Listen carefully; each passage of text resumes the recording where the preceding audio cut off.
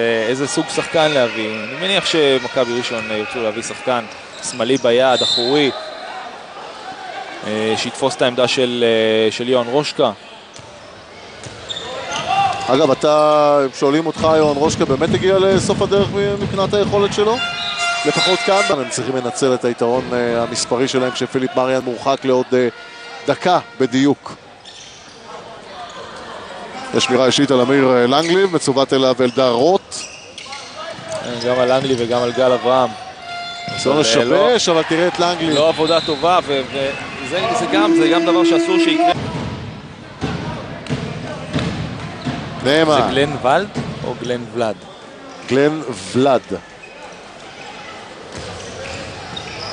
שמע, אנחנו יכולים לקבל תיקון בעוד שבועיים שזה לא ולד, זה ולד. וזה שאולי סער. שאולי סער. 6 דקות עד לתום המחצית הראשונה. עוד דקה ו20 שניות עד שמכבי ראשון תשוב כאן ל6 שחקני שדה. עמית סטלמן בין ה-19 על המגרש. דורגבה, נאמן. 2 דקות. 2 דקות.